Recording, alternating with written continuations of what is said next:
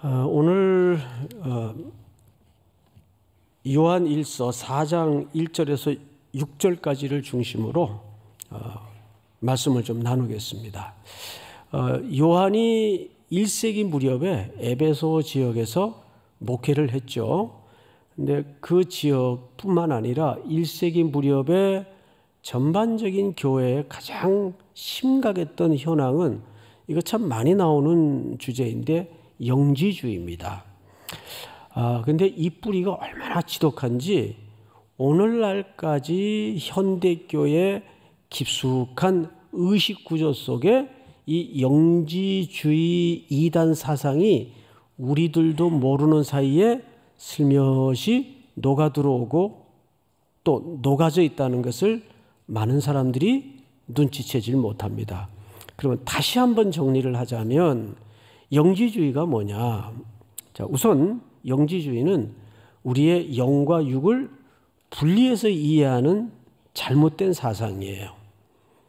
이것은 당시 철학에 근거한 이념 세계였습니다. 때문에 영지주의는 가장 현실적인 것은 예수 그리스도의 참 인성을 부정합니다. 첫째는 예수 그리스도의 온전하신 하나님이면서 동시에 온전한 휴머니즘, 또 휴머니티, 인간성을 부정하는 집단입니다. 그리고 이들의 구원은 특별한 지식을 통해서 깨달음으로 구원을 얻는다는 잘못된 이해를 가지고 있었어요. 영과 육을 완전히 분리하고, 이것이 당시에 발호되었던 1세기 무렵에 심각하게 교회의 복음을 훼손하고 무너뜨렸던 이단 사상입니다. 근데 슬며시 오늘 한국교회뿐만 아니라 부분적으로 우리 성도들의 교회 인식 속에도, 신앙의 인식 세계 속에도 이런 영지주의적 구원론, 신앙론이 슬며시 자리 잡고 있는 것을 엿볼 수 있어요. 근데 이제 오랜 신앙생활 해보신 분들은 공통적으로 느끼는 거지만, 그런 이단에 빠지는 사람들의, 여러분 사실 밑바닥에 감춰있는 공통점이 뭔지 아십니까? 저도 오랜 시간 청년들을 지도하면서 말도 안 되는 이단에 빠지는 청년들을 붙잡으러 다니기도 하고 찾으러 다니기도 하고 별의별 일들을 다 겪어봤습니다. 근데 공통점이 있어요. 뭘까요, 여러분? 우리 교회도 많은 청년들이 있는데 대체적으로 그런 이단에 자주 넘어지고 자주 빠지는 사람들의 신앙관을 들여다보면 이런 공통점이 있습니다. 인간적인 욕망이 있어요. 굉장히 공통점입니다. 제 멀지 않은 인척 가운데에도 습관적으로 이상한 집단에 기웃거리고 이상한 종교에 심취하는 몇 분이 있어요. 이게 보면 그 속에 그 건강한 이타적인 생각보다는 어떻게 하든 자기의 이기적인 욕심과 욕망을 채우려는 잘못된 동기에서 이단에 빠지는 거예요. 이것이 거짓 가르침의 마귀에 속한 자들의 일향한 방향입니다. 그러니까 욕망이에요. 그리고 또 하나 공통점이 비윤리성이 수반된다는 거예요. 그러니까 뭐로 가도 서울만 가면 된다라는 사고가 이단에 빠지는 사람들의 특징 중에 하나입니다. 제가 그 수원의 어느 기도원에 가끔 전도사 시절에 올라갔습니다. 기도원 이름은 얘기 안 할게요. 또 얘기하면 요즘은 이 시대가 미디어 시대가 돼가지고 금방 퍼져요. 유명한 기도원입니다. 이름은 얘기 안 할게요. 그때는 기도원에 올라가면 이 코딱지만한 방들이 쫙 있어요.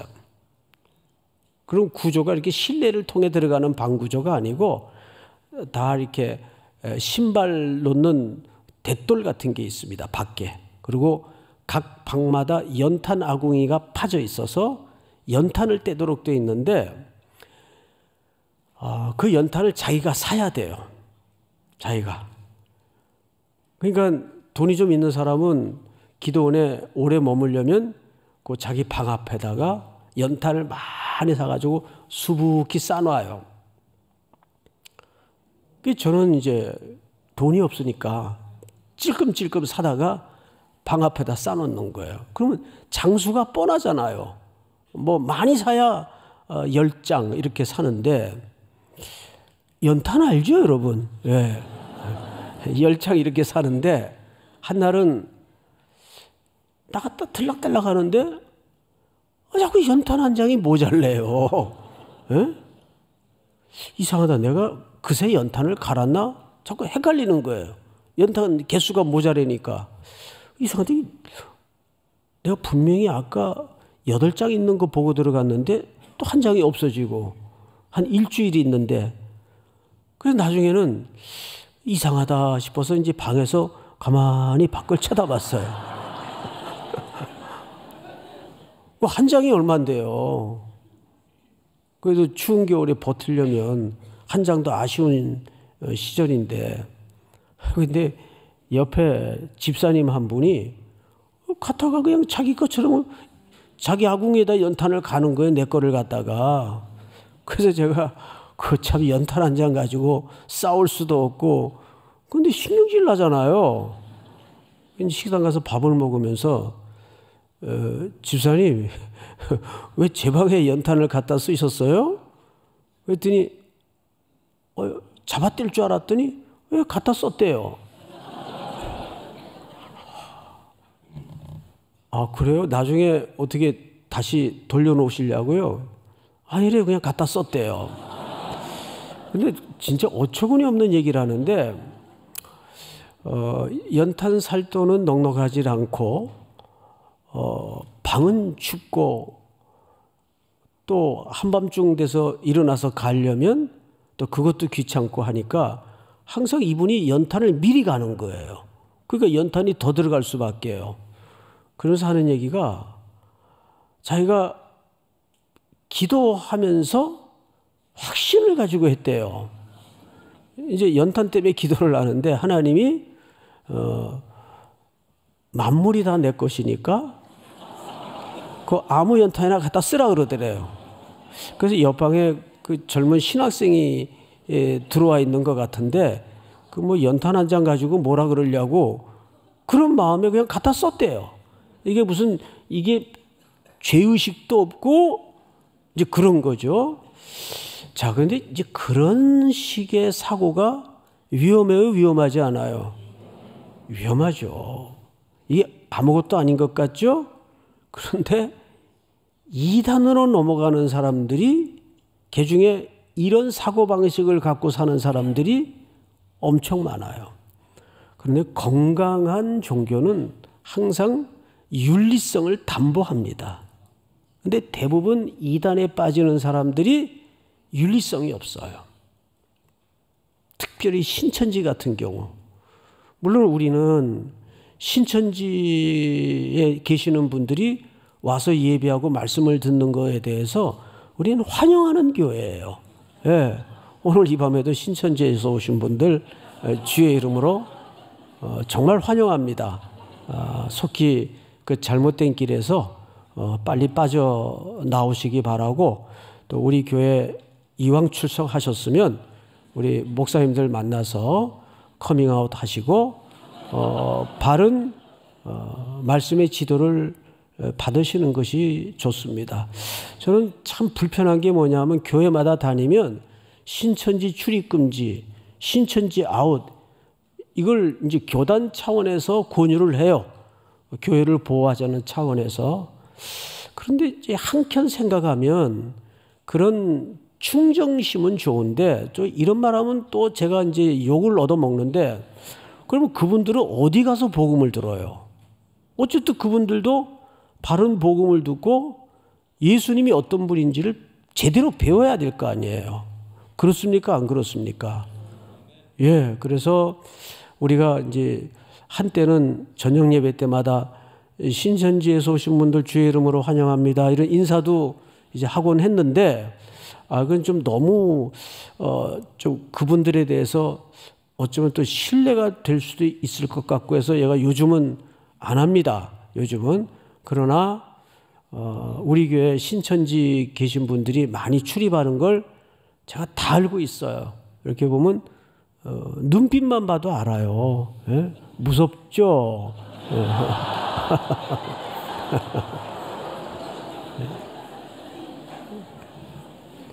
정말입니다. 그래서 여러분들이 이왕 나오시는 거 열심히 나오세요. 저녁 예배 때 나오셔서 오늘 특별히 말씀 속에서 왜 우리가 악한 영과 참된 영을 구분해야 되는가? 우선 1세기 때는 1세기 때의 신천지가 영지주의자들입니다. 자, 그런데 뭐라고 얘기하는가를 한번 들어보십시다. 요한이 이 요한 1서를 쓴 목적이 뭐냐면 두 가지인데, 예수 그리스도의 성육신과 그분이 우리의 속죄주, 구세주가 되신다는 것을 말씀으로 변증하기 위해서 요한 1, 2, 3서를 썼습니다. 두 번째 이 기록 목적은 오늘 주된 내용이 될 텐데, 거짓 교사들을 경계시키기 위함입니다. 이때는 영지주의자들이 내가 성령께로부터 특별한 깨달음을 계시를 받았다. 이 참 신앙이라는 게 맹랑한 게, 내가 받았다면 누가 따질 수가 없어요. 그렇잖아. 내가 받았다는데 네가 뭔데 안 받았다느니 받았다느니 시비를 거냐? 그러면 할 말이 있어요, 없어요? 할 말이 없어요. 이건 지극히 주관적일 수밖에 없기 때문에 이제 그런 거짓 교사들이 많이 일어나서 교회마다 돌아다니면서 성도들을 꼬이기 시작합니다. 그래서 잘못된 가르침을 계속 주입시킵니다. 그래서 오늘 이 글을 쓴 주된 목적이 거짓 교사들을 어떻게 분별해야 되는가? 자, 우선 본론으로 들어가서 1절을 보십시다. 사랑하는 자들아. 이 사랑하는 자들아라는 표현은 정말 자녀를 애정을 가지고 사랑을 듬뿍 담은 다정한 표현이에요. 그러니까 성경 기자가 이 글을 읽고 이 글을 듣는 독자들을 향해서 얼마나 깊은 애정을 담고 있는가를 이 표현 속에 눈치챌 수가 있습니다. 그런 것 같아요. 우리가 아무리 엄중한 책망이라도 저분이 나를 정말 사랑해서 하시는 말씀이다라고 깨달아지면 그게 결코 불쾌해지지 않습니다. 그래서 요한의 별명이 뭐냐면 사랑의 사도 아니에요. 요한은 굉장히 그 삼위 하나님의 사랑을 기초로 성도들에게 사랑을 많이 설명하고 가르친 사도 중에 하나입니다. 그래서 요한은 먼저 이 권면을 들어야 할 대상들에게 사랑을 듬뿍 담아서 사랑하는 자녀들아 라는 따뜻한 호칭으로 시작을 해요. 자, 그 다음에 보십시다. 영을 다 믿지 말고, 여기 믿지 말고라는 말은 명령형으로 돼 있어요. 영을 다 믿지 말아라. 왜? 오직 영들이 하나님께 속하였나 뭐하라? 분별하라. 이 분별하라도 명령형으로 되어 있습니다. 자, 그러면 영에는 두 가지 영이 있어요. 하나님께 속한 영이 있어요. 그런데 반대로 하나님께 속하지 않는 영이 무슨 영이 될까요? 이게 거짓 영이 되는 겁니다. 그러니까 신앙생활은 결국 무엇을 doing, 하느냐의 싸움이 아니라 신앙생활은 결국 내가 어디에 소속되어 있는가를 확인하는 싸움이에요. 자, 우리 앞으로 몇 장 넘겨서 베드로서를 좀 보십시다. 베드로전서 몇 절을 보시자면 베드로전서 2장을 좀 보십시다. 4절부터 제가 좀 읽겠습니다. 378쪽 되겠습니다. 찾으셨나요? 네. 사람에게는 버림바가 되었으나 하나님께는 택하심을 입은 보배로운 산돌이신 예수께 나아가 너희도 산돌같이 신령한 집으로 세워지고 예수 그리스도로 말미암아 하나님이 기쁘게 받으실 신령한 제사를 드릴 거룩한 제사장이 될지니라. 그리고 이사야의 글을 인용합니다. 성경에 기록되었으되 보라 내가 택한 보배로운 모퉁이 돌을 시온에 두노니 그를 믿는 자는 부끄러움을 당하지 아니하리라 하였으니 7절 다 같이 시작. 그러므로 믿는 너희에게는 보배이나 믿지 아니하는 자에게는 건축자들이 버린 그 돌이 모퉁이의 머릿돌이 되고. 자, 여기 잘 보시면 7절을 믿는 사람에게는 그 돌이 무슨 돌이 돼요? 보배가 돼요. 그런데 믿지 않는 자에게는 그 돌이 무슨 돌이 됩니까? 걸려지고 넘어지는 돌이 돼요. 거치는 돌이 돼요. 그래서 8절을 보시면 또한 부딪히는 돌과 걸려 넘어지게 하는 바위가 되었다 하였느니라. 그들이 말씀을 순종하지 아니함으로 넘어지나니 이는 그들을 이렇게 뭐 하신 것이라? 정하신 것이라. 자, 앞을 잠깐 보십시다. 이 말은 어떤 논리로도 뚫을 수 없는 하나님의 택하심과 사랑에 기초한 표현이에요.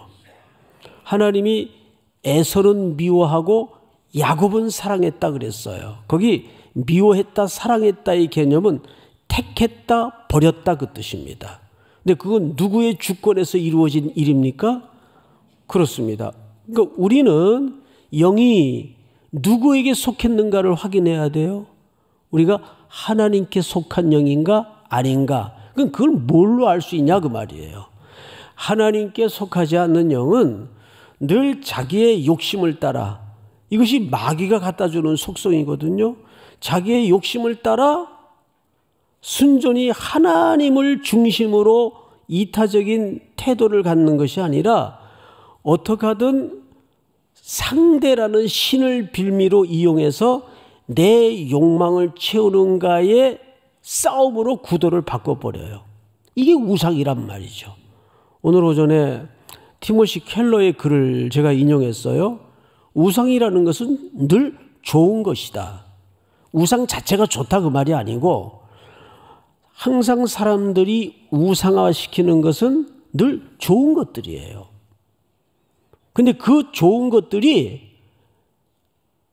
우상화시키는 사람들에게 결국은 마지막에 뭐가 되죠? 궁극적인 것이 된다 그 말이에요. 자, 자녀 좋은 것이죠. 그런데 이 자녀가 하나님보다 더 귀하게 여겨지고 하나님보다 더 사랑한다면 자녀는 귀하고 좋은 것인데 자녀가 하나님을 대체하는 어떤 존재가 되어버렸습니까? 궁극적인 존재가 되어버렸어요. 그러면 자녀도 누가 될 수밖에 없어요? 우상이 될 수밖에 없는 거예요. 이 세상의 만물이 그래요.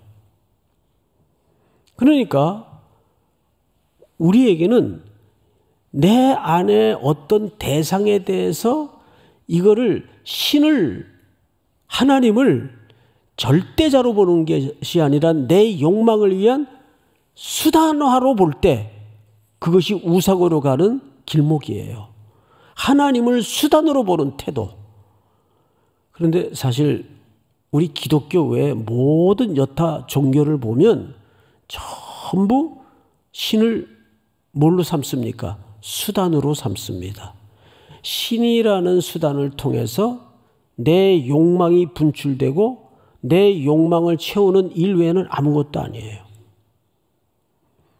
그래서 우리는 이 속했다는 말은 어마어마하게 원초적이고 설명할 수 없는 논리를 뛰어넘는 은혜의 해석이에요. 그러니까 저와 여러분들은 하나님께 속한 존재이기 때문에 제일 현실적인 표현은 하나님께 속한 존재이기 때문에 주일날 꾸역꾸역 힘들어도 예배를 소중히 여길 줄 알고 그 예배의 시간을 통해서 잘 안 들려오는 말씀이라도 그 들으려고 애쓰고 그냥 흔들거리고 앉아있고, 여러분 그게 별거 아닌 것 같고 아무것도 아닌 태도 같죠? 그 자그마한 일상 속에 내 태도가 은혜에 묶여 있다는 징표임을 여러분들이 아셔야 됩니다. 아, 그래도 내가 오늘 힘들어도 발걸음을 교회로 향하고 있는 걸 보면, 오늘 엘리베이터에서 초등학생 하나를 만났는데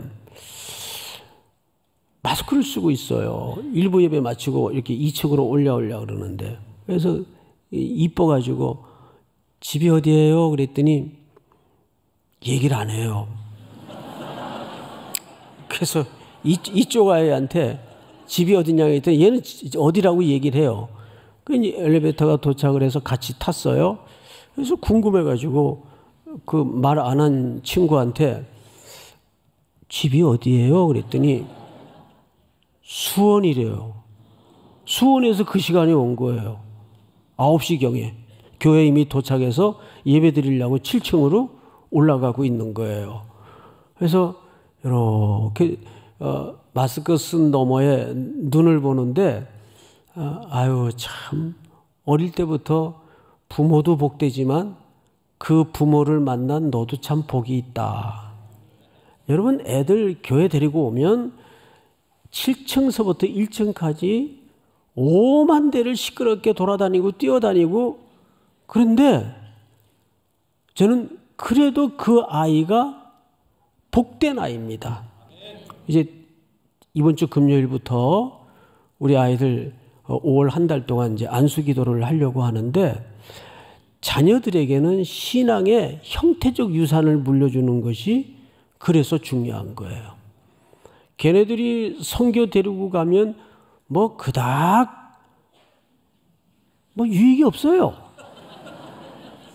가끔 전도도 하고 하는데, 그런데 눈으로 드러나는 유익보다 더 큰 유익이 뭐냐 하면, 그 아이들이 어릴 적부터 엄마 아빠를 따라다니면서 그 다녔던 기억의 유산, 가족과 함께 했던 공동의 유산을 심령 속에 채곡채곡 쌓아진다는 것이 복이에요.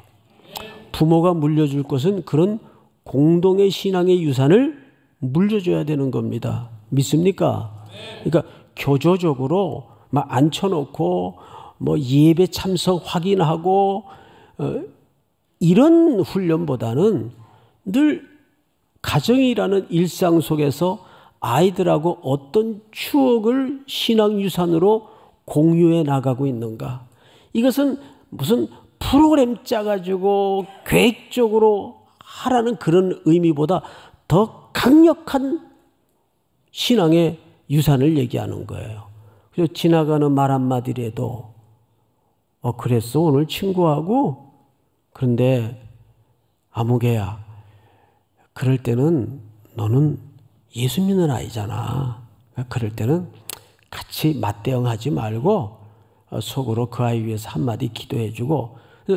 그런데 얘네들이 그런 말을 들으면 당장은 몰라도 살아가면서, 아 그때 엄마가 나한테 내가 정말 화가 나 있고 억울해 있을 때 그렇게 말씀하셨지. 그게 유산을 물려주는 태도예요. 어느 집 자식이 그랬어. 그러고 이제 엄마가 같이 이러고 나서면 아이는 또 그거를 그대로 배웁니다. 참 무서운 거예요. 쉽지 않은 거예요, 이게. 우리가 부모로서 아이들에게 공동의 기독교의 유산을 물려준다는 것은 오래 걸리는 싸움이에요.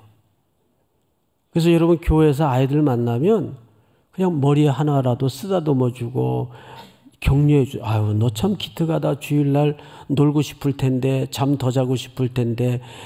그 애들이 거의 반은 졸면서 올라가요. 엘리베이터 타고.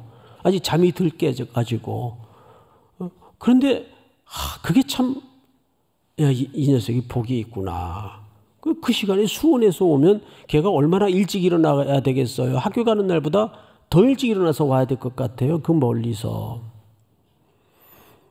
그런 거 보면 그 아이의 주일의 일상 속에서 깊은 신학을 보는 거죠. 하나님께 속한 자이니까 그 일상이 가능해지는 겁니다. 신학이 별거 아니에요. 무슨 오묘한 신학자들이나 다루는 주제가 아니에요. 그런 것들이 신학적 일상이에요. 내가 정말 하나님 앞에 속한, 택함 받은 존재인가? 그래서 하나님께 택한 존재는 먼저 인격적인 관계가 예수 그리스도와 형성이 됩니다. 자, 6절을 다시 보십시다. 4장 1절. 사랑하는 자들아, 영을 다 믿지 말고 오직 영들이 하나님께 속하였나 분별하라. 많은 거짓 선지자가 세상에 나왔음이라. 나왔다는 말은 과거 완료형으로 되어 있어요. 그러니까 이미 옛적부터 거짓 선지자들은 출현해서 이 세상에 어지럽게 우는 사자와 같이 허기져 삼킬 자를 찾느라고 돌아다니고 있는 중이다, 그 말이에요. 요즘은 이 문명의 이기를 통해서 거짓 교사들이 어마어마하게 많이 일어나고 있습니다. 특별히 여러분 거짓 교사 중에 유 선생님을 조심하세요. 유 선생님 누군지 아시죠? 몰라요? 옆에 사람한테 물어보세요. 누구냐고. 유튜브. 뭘, 그래요, 이제야. 주야로 유튜브 묵상하고 쳐다보지 마세요. 그리고 거기에서 정상적인 신학 과정을 통해서 정상적으로 가르치는 좋은 교사들이 있어요. 근데 더불어 신학도 제대로 공부 안 한 사람이 뭐 성경의 창조론서부터 구원론까지 되게 망측한 궤변에 가까운 논리를 끄집어내가지고 그 자기의 연애적 그 명성을 이용해서 막 조회수를 늘리는데, 그리고 그 네이밍 자극적으로 다는 것들은 거의 99%, 100%는 아니겠지만 99% 거짓부릉이라고 보면, 조회수 늘리기 위한 그 미끼라고 보면 정확합니다. 그건 건들지 마세요. 돈벌이 시켜주는 거예요. 뭐 충격 이런 거. 에? 전혀 충격적이지 않으니까 거기 들어가지 마세요. 뭐 드디어 뭐 이런 거. 에? 뭐 드디어 뭐 어쨌다는 얘기예요. 이런 미끼, 어둠의 권세 잡은 자들이 미끼를 놓는 데는 여러분들 못 따라갑니다. 여러분들은 하나님 앞에 순결한 성도들이다 보니까 그런 짓을 못하게 돼 있어요.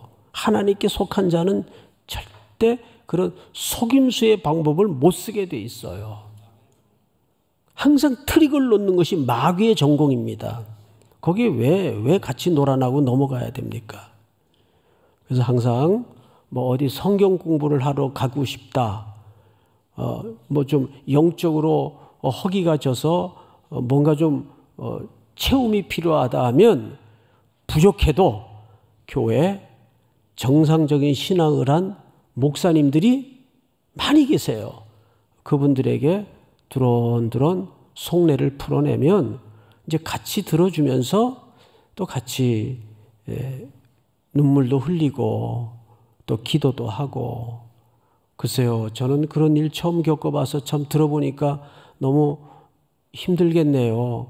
이런 한마디를 들어도 사실 물어오는 사람들이 무슨 해결책을 바라서 물어오는 경우보다는 너무 속상하고 너무 억울하고 답답하니까 누군가 내 얘기 한번 들어주면 속이 풀릴 일들이 대부분이에요, 사실은.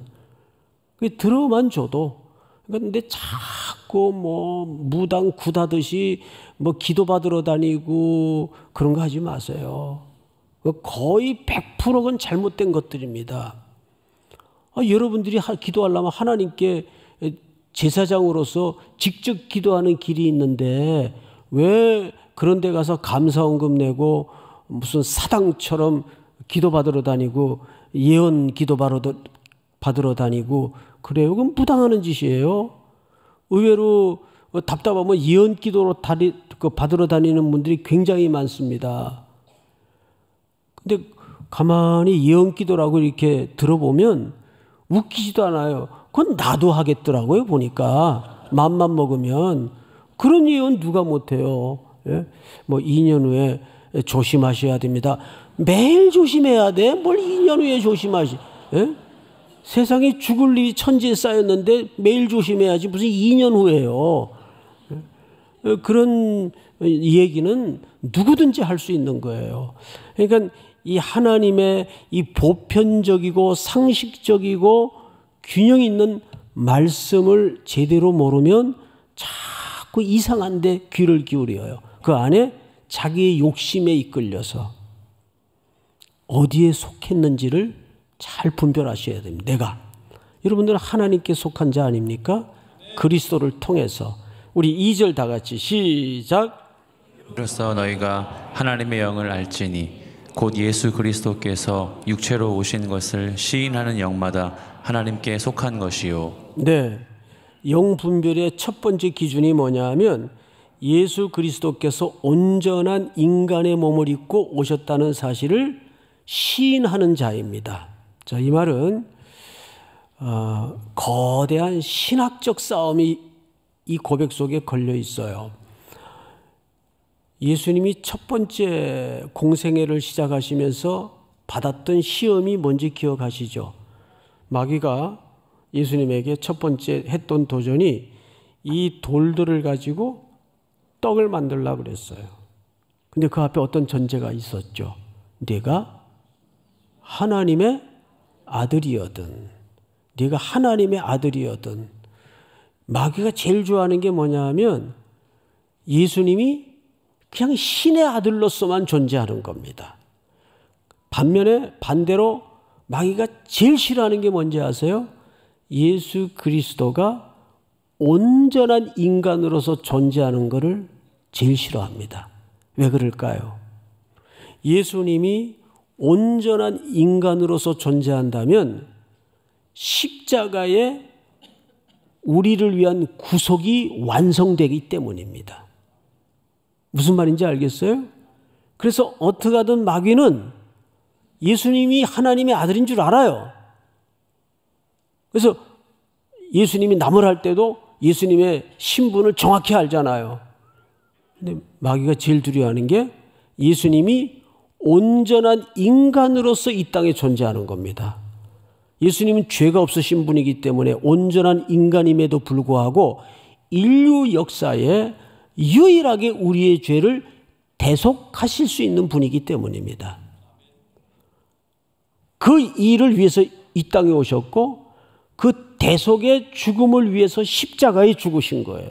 그런데 예수님이 그걸 못 견디시고 그 조롱을 견디지 못하시고 이놈들이 진짜 내가 가만히 보자 하니까 뭐가 어째? 그리고 짠 뽑아들고 딱 떡을 만들어 가지고 확 뿌려봐요. 그러면 예수님이 폼은 잡았는데 그냥 온전한 인간으로서가 아니라 신의 아들이 되어버리는 겁니다. 여러분, 예수님은 온전한 인간으로서 모든 유혹과 시험을 다 이기신 분이에요. 그렇기 때문에 우리가 육신을 가진 존재로서 얼마나 그것이 힘들고 감당하기 어려운 고통인가를 체휼하셨기 때문에 다 아시고 우리의 체질을 이해하시는 분이 또한 예수님이십니다. 그래서 이 사탄의 예수님을 향한 첫 번째 도전은 오늘날 교회도 거대한 신학적 싸움이에요. 우리는 늘 그 유혹에 직면해 있어요. 야, 뭐 교회라며, 교회의 머리는 그리스도라며, 하나님이 주인이시라며, 전능하시다며, 이거 좀 해봐. 그래서 우리는 과정 생략하고 뭐든지 응답도 짠하고 칼 뽑듯이 그렇게 좀 응답이 이루어졌으면 속이 시원하겠죠. 그게 유혹이란 말이에요. 우리 기독교가 그런 거를 증명하는 종교라면 예수님이 굳이 여자의 몸을 빌려서 육신을 입고 이 땅에 오시어 꾸역꾸역 인간이 겪는 시간을 다 겪어내시고 자라는 과정을 통해서 온전한 인간으로 모든 것을 경험하실 이유가 없어요. 항상 교회는 과정을 중요하게 생각해야 돼요. 그래서 우리는 눈물을 흘려야 할 자리에는 눈물을 흘리며 분투하는 과정이 필요하고, 내가 겪어야 될 시간의 자리에는 또 내가 걸어가야 될 몫이 있음을 기억하고 꾸역꾸역 가는 거예요. 살아내는 거예요. 그 과정이 우리에게 필요하기에 하나님이 우리에게 설계하신 내용이라고요. 누가 그렇게 하셨듯이 예수 그리스도께서 그렇게 하셨듯이. 그래서 이 영지주의자들은 예수님이 사람의 몸을 입고 온전한 휴머니티로 오신 것을 인정하지 않습니다. 그리고 영적인 존재라만 가르치는 거예요. 아닙니다. 이 성육신의 교리가 우리 기독교 안에서 무너진다면 기독교는 존립의 이유가 사라집니다. 그러니까 성육신의 교리는 어마어마하게 우리를 떠받들어주는 중요한 교리입니다. 그래서 이걸 한번 깊이 묵상해 보세요. 왜 예수님은 하나님의 아들이시지만 우리와 똑같은 제한된 몸을 입으시고 이 땅에 오셔서 그 슬픔을, 그 고통의 인간의 시간을 다 겪어내셨는가? 우리의 연약함을 십자가에 꽝꽝 못 박으시고 거기에 모든 것들을 완성하기 위해서입니다. 대속하기 위해서입니다. 그래서 이미 그 십자가에서 예수님은 승리하셔서 우리에게 오전에 말씀대로라면 무슨 문을 열어놓으셨어요? 열린 문을 열어놓으셨어요. 그럼 복음 전도를 하라는 그런 차원의 문이 아니에요. 내가 죽음으로 승리하여 이 문을 열어놨으니 영접하는 자, 곧 그 이름을 믿는 자들에게는 하나님의 자녀가 되는 권세를 주셨기에 성도들에게 그 길로 마음껏 들어가 생명을 얻고 또 얻어 모든 것들을 누리고 풍성케 하기 위해서 그 길을 열어놓으신 겁니다. 믿습니까? 마지막으로 6절로 그냥 건너가십시다. 시간이 없으니까 다 같이 한번 읽겠습니다. 시작. 우리는 하나님께 속하였으니 하나님을 아는 자는 우리의 말을 듣고 하나님께 속하지 아니한 자는 우리의 말을 듣지 아니하나니 진리의 영과 미혹의 영을 이로써 아느니라. 네, 하나님께 속한 자는 하나님의 말을 듣게 돼 있어요. 목자의 양은 누구 음성을 들을 줄 알아요? 목자의 음성을 들을 줄 알아요. 근데 속하지 않는 자는 쟤는 지금 신앙생활 한 지가 몇 년 되는데도 저렇게 설교를 못 알아듣고 진리에 깨달음이 없을까? 그건 내가 속했나 안 속했나를 검증해야 돼요. 그건 심각한 문제예요.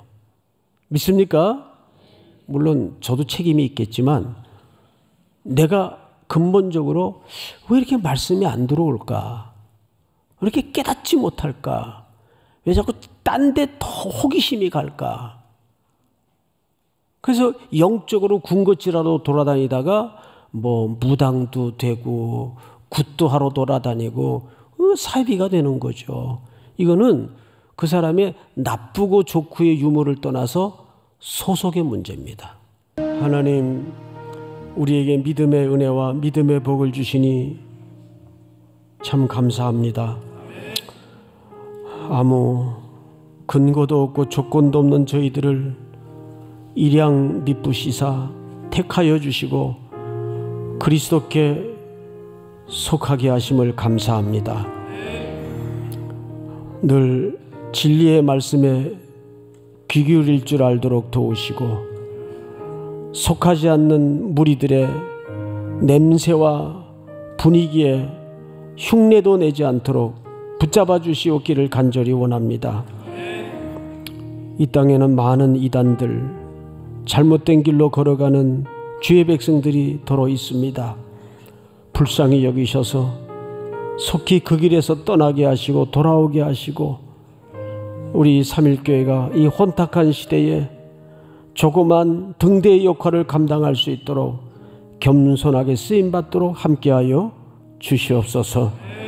또 한 주도 살아낼 성도들의 일상, 청년들의 한 주간을 복되게 하시고 어떤 경우에도 하나님께 속한 주의 자녀로 살아내는 겸손과 기쁨을 잃어버리지 않도록 함께하여 주시옵소서. 지금은 우리 구주 예수 그리스도의 은혜와 아버지의 사랑과 성령님의 교통하심이 머리 숙여 경배를 드리는 사랑하고 사랑하는 삼일의 성도들, 해외, 군에 출타해 있는 가족들, 복중의 생명까지 영원토록 함께 있을지어다. 아멘.